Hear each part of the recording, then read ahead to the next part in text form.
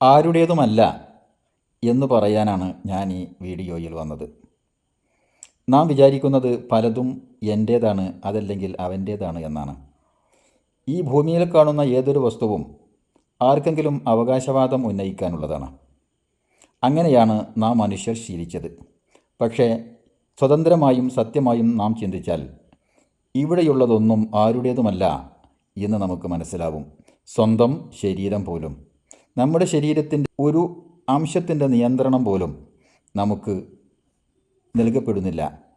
എൻ്റെ ശരീരത്തിൻ്റെ രൂപം എങ്ങനെയാവണം, അതിൻ്റെ വർണ്ണം എങ്ങനെയാവണം, അതിൻ്റെ ഭംഗി എങ്ങനെയാവണം, അതിൻ്റെ ആരോഗ്യം എങ്ങനെയാവണം എന്നൊന്നും തീരുമാനിക്കാൻ സ്വന്തമെന്ന് നാം വിചാരിക്കുന്ന ശരീരത്തിൻ്റെ അവകാശം പോലും നമുക്കില്ലെങ്കിൽ മറ്റെന്താണ് നമുക്ക് അവകാശപ്പെട്ടതുള്ളത്? ശരിക്കും ഒന്നും ആരുടേതുമെല്ലാം അല്ല.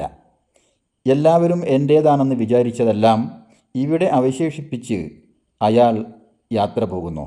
അങ്ങനെ ഭൂമിയിൽ കോടാനക്കോടി മനുഷ്യരാണ് എൻ്റേതാണെന്ന് പറഞ്ഞ സ്വന്തം ശരീരത്തെ പോലും നിയന്ത്രണത്തില്ലാതെ ഈ ഭൂമിയിൽ നിന്നും മറഞ്ഞുപോയത്.